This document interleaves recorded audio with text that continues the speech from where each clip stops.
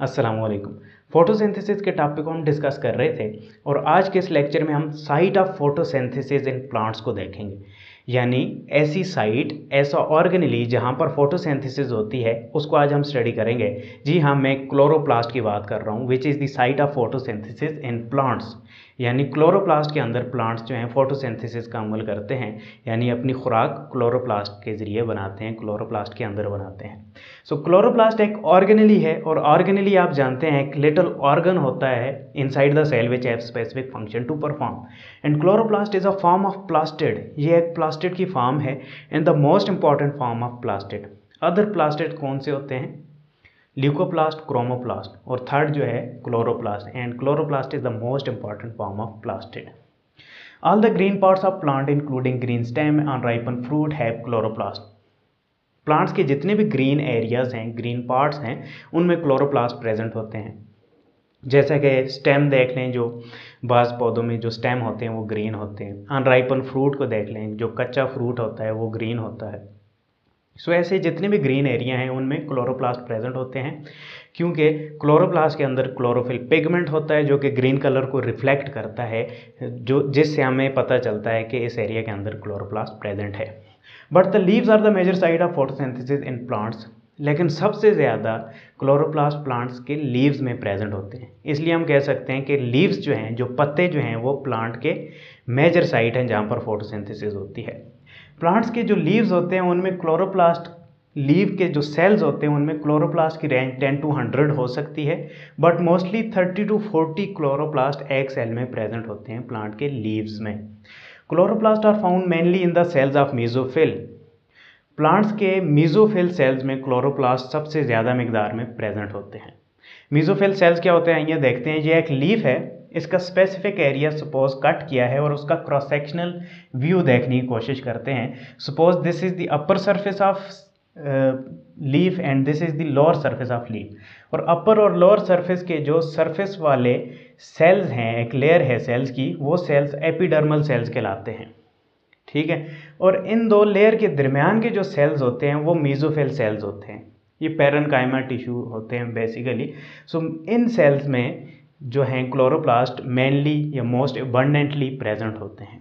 इसलिए मैंने इनको ग्रीन कलर में ड्रा किया है ताकि आपको क्लियरली समझ आए।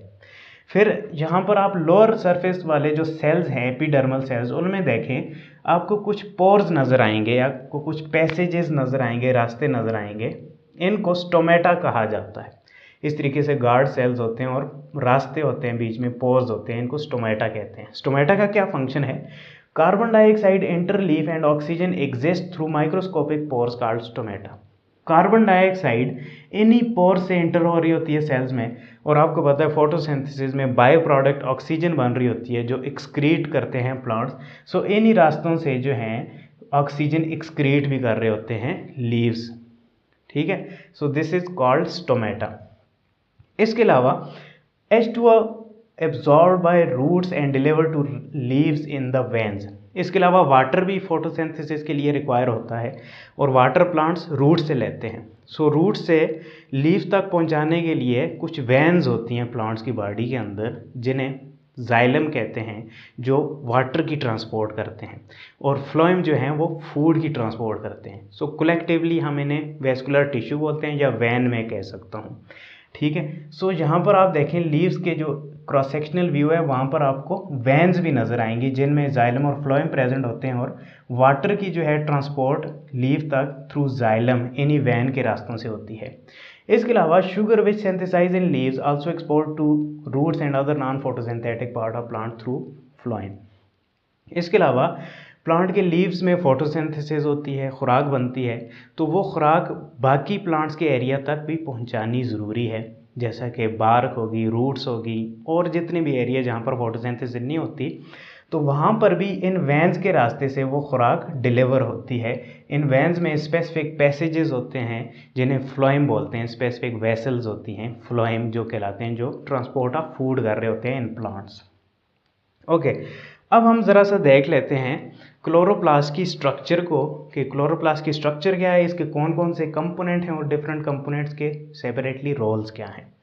सो ये एक मेसोफिल सेल है, इसको जूम कर लेते हैं। यहाँ पर आप देखिए ये एक मेसोफिल सेल है और इसमें ग्रीन कलर के बहुत सारे क्लोरोप्लास्ट प्रेजेंट होते हैं और हमने बात की 30 to 40 मोस्टली क्लोरोप्लास्ट एक सेल में प्रेजेंट होते हैं।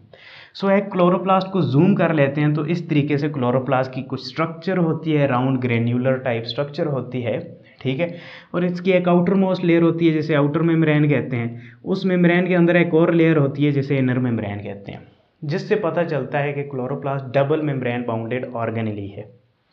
फिर इनर मेम्ब्रेन के अंदर का जो रीजन होता है, जो वैकेंट रीजन यहाँ पर आपको नजर आएगा खाली, इसे स्ट्रोमा कहा जाता है, ठीक है।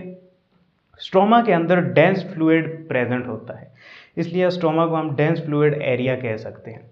और इस फ्लूइड के अंदर बहुत सारे particles, components, compounds, molecules present होते हैं। वो हम आगे जब फोटोसिंथेसिस के रिएक्शंस देख रहे होंगे वहाँ पर स्टडी करेंगे। सो हम बेसिकली यहाँ पर हमने देखना है कि ये जो स्ट्रोमा वाला रीजन है क्लोरोप्लास्ट में, यहाँ पर डार्क रिएक्शन अकर हो रहा होता है फोटोसिंथेसिस का। डार्क रिएक्शन में क्या होता है, प्रिपरेशन और प्रोडक्शन ऑफ कार्बोहाइड्रेट होती है। फिर यहाँ पर आपको कुछ सैक लाइक स्ट्रक्चर नज़र आ रही होंगी। इन सैक लाइक स्ट्रक्चर्स को थाइलेकॉइड कहते हैं। ये जो एक सैक लाइक स्ट्रक्चर है ना, इसे थाइलेकॉइड कहते हैं। और थाइलेकॉइड में ही क्लोरोफिल पिगमेंट प्रेजेंट होता है।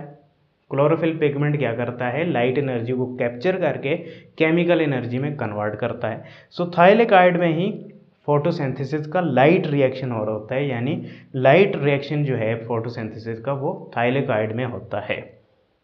ओके, जब थाइलेकॉइड एक दूसरे के ऊपर स्टैक्ड होते हैं, बहुत सारे थाइलेकॉइड्स एक दूसरे के ऊपर इस तरीके से अरेंज्ड होते हैं, तो इस होल स्ट्रक्चर को जो है ग्रेनम कहा जाता है।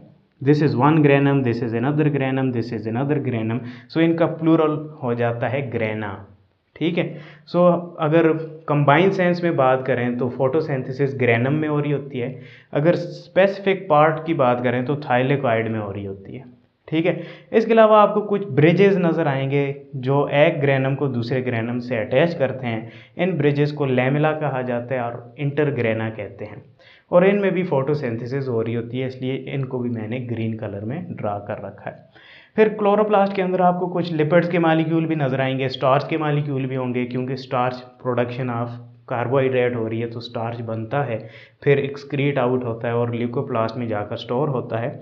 सो ये होल मैकेनिज्म है कि क्लोरोप्लास्ट क्या है और इसके अंदर कौन कौन से कंपोनेंट्स हैं और हर कंपोनेंट में कौन सा रिएक्शन होता है फोटोसिंथेसिस। आगे हम डिटेल से रिएक्शंस को स्टडी करेंगे। तब तक के लिए मुझे इजाज़त दें। शुक्रिया, अल्लाह हाफिज़।